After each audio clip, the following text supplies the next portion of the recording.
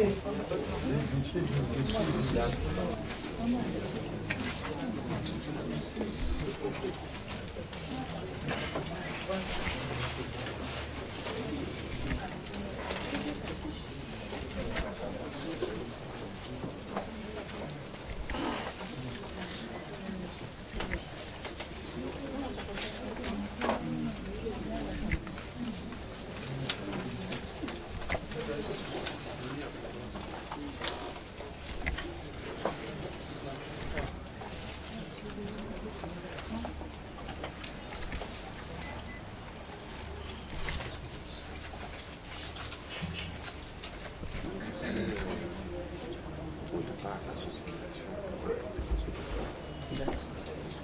y a quelques années, je suis quand même...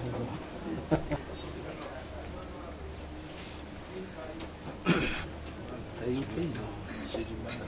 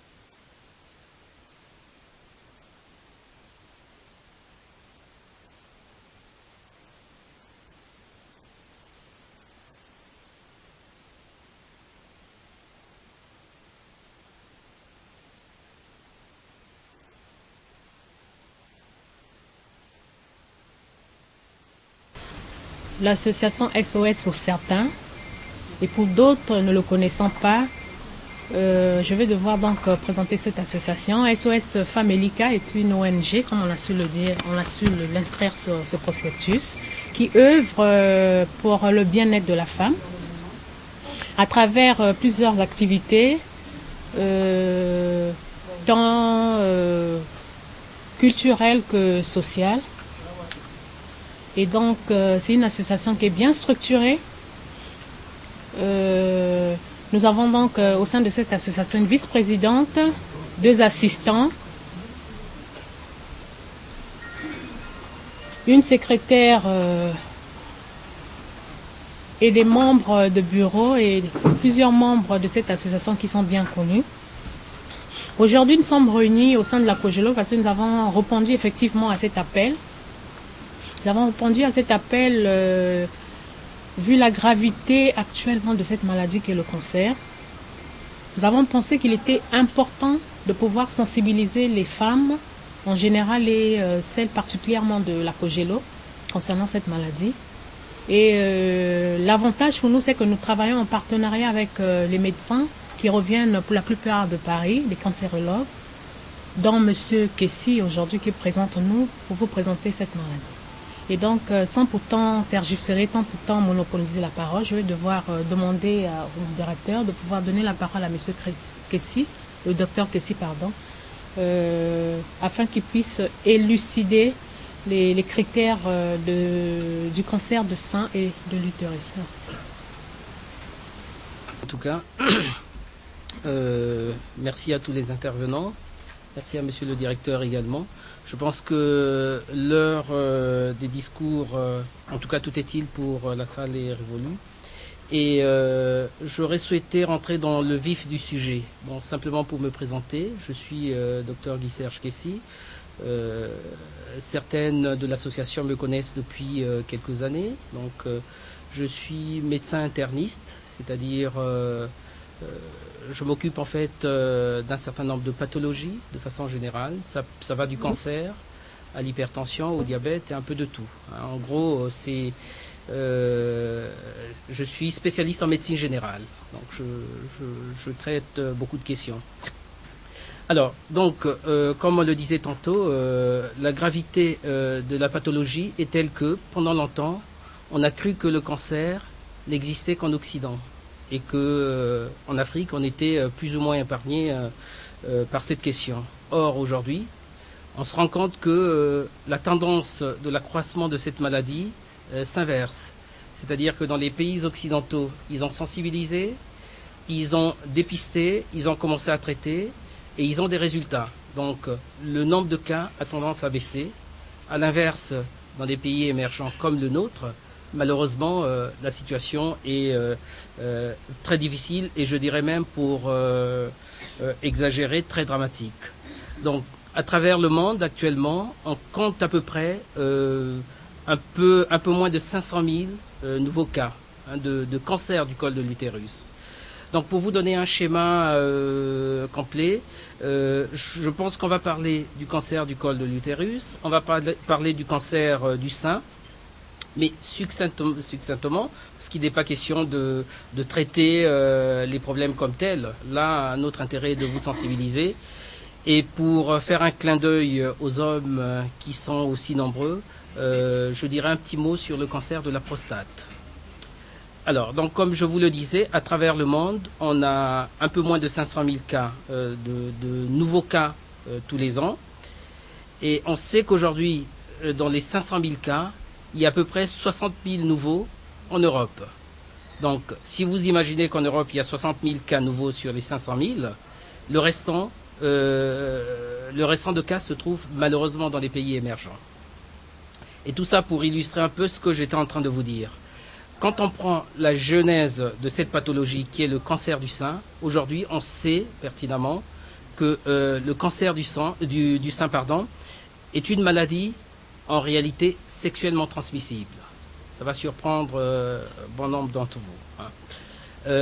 C'est une maladie qui est liée à un virus qu'on appelle le papillomavirus. D'accord ?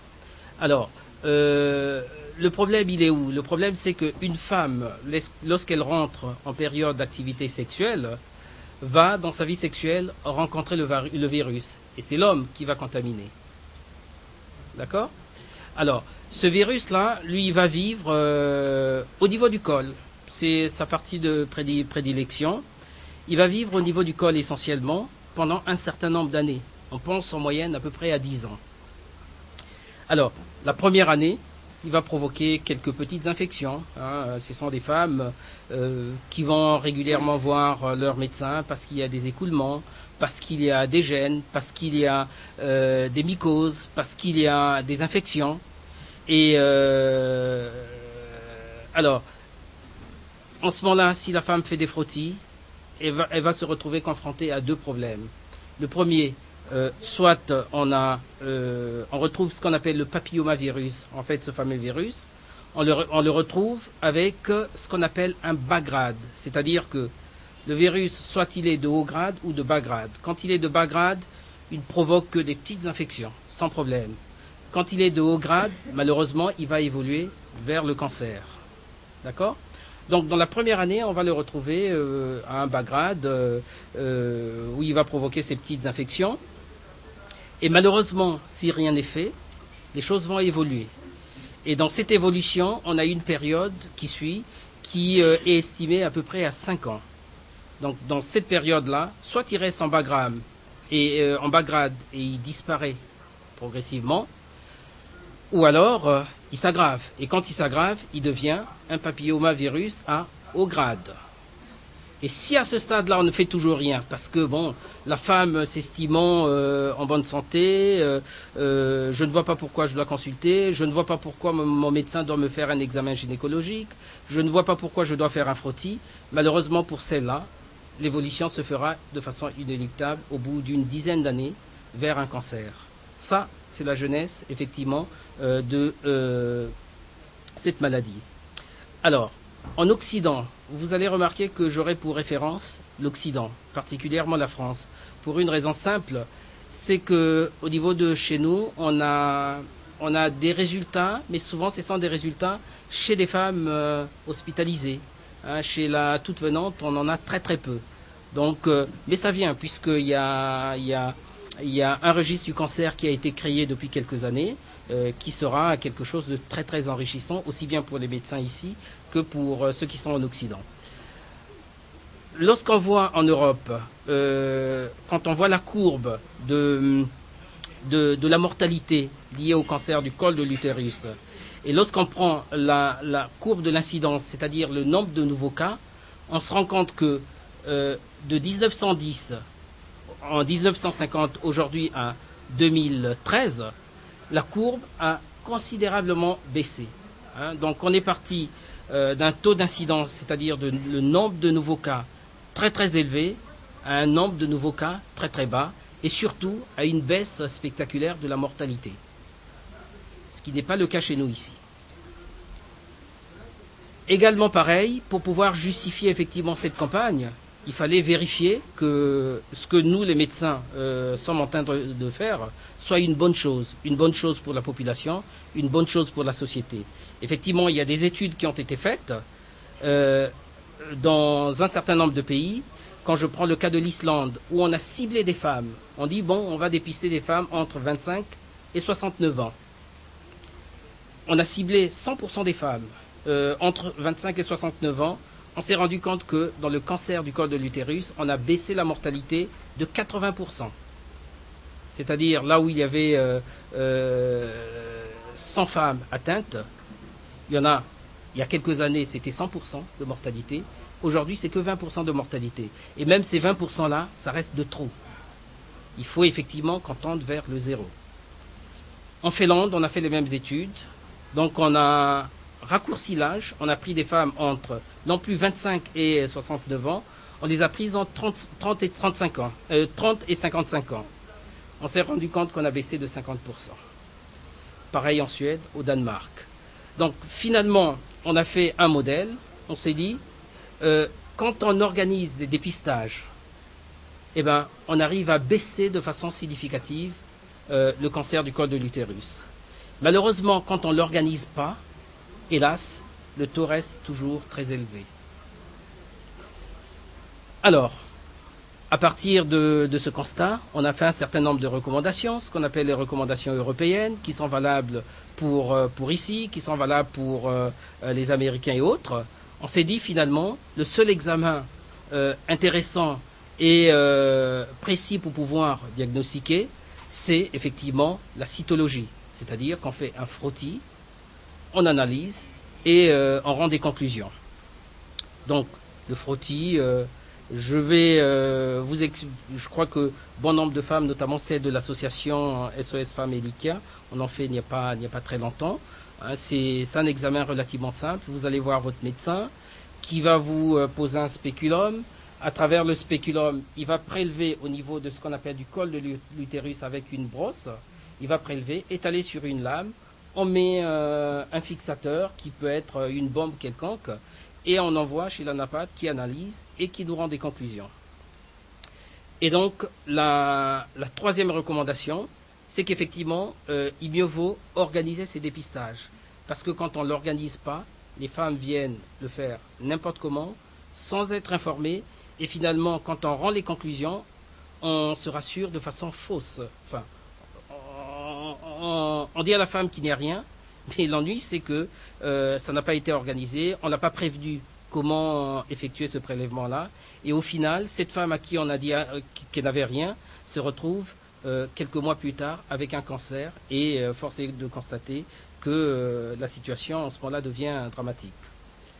Donc, dépistage organisé, et surtout effectivement pour avoir cette qualité de conclusion. Alors, il y a effectivement, quand on fait des frottis, c'est pas suffisant. C'est pas parce que vous avez été voir un médecin, vous avez fait un frottis, et quand vous disent qu'il n'y a rien, que vous n'avez pas forcément le cancer. Ou quelquefois, on va vous dire, vous avez le cancer, mais c'est pas dit que vous avez le cancer. Parce que la cytologie en elle-même ne permet pas d'affirmer de façon définitive le cancer. Il faut faire d'autres examens. Hein. Donc, il faut faire d'autres examens. particulièrement la régularité de ces frottis. Donc dans les recommandations, on dit toujours un frottis. S'il est normal, on le fait 1 an après. Si ce deuxième frottis est normal, on peut le faire tous les 3 ans. Et ça, comme je vous le disais au début, ça doit cibler des femmes jeunes. Parce que le cancer du col de l'utérus, comme vous le constatez, c'est une maladie de la personne jeune avant tout. C'est-à-dire une personne à l'âge de l'activité sexuelle. Donc, dès l'âge de 16, 17, 18 ans, il faut commencer à se dépister. Alors, il y a d'autres tests, je vais vous faire passer ces tests-là. C'est ce qu'on appelle le test HPV pour compléter ce dépistage. C'est-à-dire, quand on lit la lame, on dit il y a probabilité qu'il y ait quelque chose. On va faire des tests qu'on appelle des tests HPV. Vous n'avez pas besoin de retenir cela, mais simplement pour information. Ce test-là va nous dire ah ben oui, il y a quelque chose. C'est un papillomavirus de bas grade, donc c'est pas grave, on va la surveiller. Ou c'est un papillomavirus de haut grade. Et s'il est de haut grade, on le recontrôle quelque temps après. Ça peut être 6 mois, où on fait d'autres examens en plus. Hein. Nous, en Europe, on peut aller jusqu'à faire des IRM, ce qu'on appelle les TEP scans. Hein. C'est des espèces de scanners qui permettent de voir la maladie avant même qu'elle ne se développe. Et ça peut aller jusqu'à ce qu'on appelle la colposcopie. C'est-à-dire que le médecin va mettre un spéculum, il va prendre une loupe avec une lumière particulière, il va voir le col sur lequel il met des produits, et à travers ces produits, il voit là où ça ne va pas. Hein, parce que ça doit colorer de façon uniforme. Là où ça ne colore pas de façon uniforme, ben je vais prélever dessus et je vais analyser. Ce n'est qu'en ce moment-là que je peux confirmer ou infirmer le cas d'un